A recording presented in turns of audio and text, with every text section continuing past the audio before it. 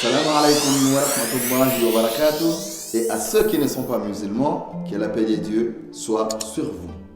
Aujourd'hui, notre leçon sur les enseignements bibliques cachés aux chrétiens, nous allons parler sur les ablutions. Les ablutions, qui sont ces lavages purificatoires rituels que fait chaque musulman avant la prière, est souvent mal considéré auprès de nos frères chrétiens. Pourtant, ils ne savent pas, c'est un enseignement biblique. Il est de coutume que chaque musulman, avant de prier, il doit se laver certains membres de son corps, dont la tête, les bras, les mains et les pieds. Les chrétiens, ne comprenant pas cela, ils disent tout ce qu'ils pensent aux musulmans. Je me rappelle, un ami journaliste chrétien à Goma m'avait un jour dit Mahomet, n'ayant pas beaucoup d'eau dans le désert, a instauré un système de lavage aux musulmans, et vous, musulmans du Congo, qui avez assez d'eau, vous l'avez comme le musulman du désert. Je lui dis, mon ami, tu ne sais pas ce que tu dis. On ne fait pas l'ablution parce qu'on n'a pas pris bain le matin ou la journée, non. Mais plutôt, on fait l'ablution parce que c'est un rituel à observer obligatoirement avant chaque prière. Nous, musulmans, nous le faisons parce que c'est Allah lui-même, subhanahu wa ta'ala, qui nous l'a recommandé, qui nous l'a prescrit dans le Coran. Et c'est à la 5e sourate, son 6e verset, qui dit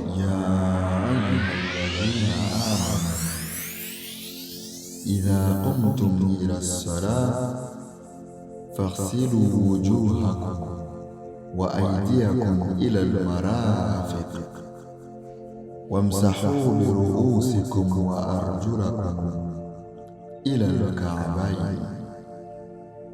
Ô les croyants, lorsque vous vous levez pour la prière, lavez vos visages et vos mains jusqu'au coude. Passez les mains mouillées sur vos têtes et lavez-vous les pieds jusqu'aux chevilles. À ce verset, Allah subhanahu wa ta'ala invite tous les musulmans à se laver les membres de leur corps ainsi que la tête avant chaque prière. Et ça, nous musulmans, nous pratiquons parce que c'est une recommandation, c'est une prescription qui vient du Très-Haut de Dieu lui-même. Et c'est tournant aux côtés des chrétiens qui ne le font pas. Chers chrétiens, savez-vous que cette prescription est aussi présente dans votre livre ? Ah, aucun chrétien ne le sait. Pourtant, c'est vrai, si vous lisez le livre d'Exode, son 30e chapitre, à partir du verset 17 au verset 21, ça dit ceci. Yahweh parla à Moïse en disant, tu feras une cuve d'airain avec sa base d'airain pour les ablutions. Tu la placeras entre la tente de réunion et l'autel, et tu y mettras de l'eau. Et Aaron et ses fils en prendront pour se laver les mains et les pieds. Ils se laveront avec cette eau afin qu'ils ne meurent point. Et lorsqu'ils entreront dans la tente de réunion, et lorsqu'ils s'approcheront de l'autel pour faire le service, pour faire fumer un sacrifice à Yahweh, ils se laveront les pieds et les mains, et ils ne mourront pas.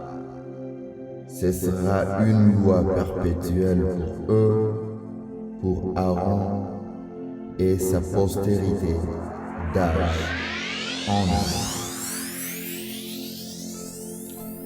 Ah oui, à ce verset, Dieu demande à Moïse de fabriquer une criche d'airain. Dans certains versets bibliques, on parle d'une criche de bronze. Dans certains autres versets bibliques, on parle d'une criche de cuivre. Mais peu importe la matière qui fabrique la criche, mais Dieu a voulu à ce qu'il y ait une criche dans la tente de réunion ou dans la tente de rencontre. C'est quoi la tente de rencontre? Les enfants d'Israël, dans leur voyage quittant l'Égypte vers Canaan, n'ont pas eu le temps de construire des maisons. Alors, étant nomades, voyageurs, ils construisaient en tente et ils avaient l'obligation de faire une tente où ils se réuniraient tous pour louer et adorer Yahweh, leur Seigneur, Allah, Dieu le Créateur. Et Dieu a obligé à Moïse de placer dans cette tente une criche remplie d'eau par laquelle le souverain sacrificateur ainsi que sa descendance se laveront les mains, les pieds et la tête avant de sacrifier, avant de diriger la prière. Et Dieu dit que ça sera une alliance perpétuelle entre lui, Dieu, et Aaron et tous ses enfants jusqu'à la fin des temps. Et que si ils entraient dans la tente de rencontre ou alors s'ils entraient dans les lieux de culte sans se laver, ils mourraient. C'est ça les ablutions que nous faisons nous musulmans et que les chrétiens comprennent toujours pas. Chrétiens qualifient cela de n'importe quelle qualification selon leur désir. Saviez-vous que cet enseignement est biblique? Posez cette question à tous vos chefs religieux, vos pasteurs, vos diacres, vos bergers, vos diaconesses, vos prêtres, vos abbés, vos curés, le pape, vos prophètes et à tout autre dirigeant dans vos églises. Personne ne vous dira que les ablutions que font les musulmans sont aussi bibliques. Pourquoi? Parce que cela fait partie des enseignements bibliques cachés aux chrétiens afin que vous, chrétiens, ne vous approchiez pas de la vérité qu'est l'islam. Salam alaikum.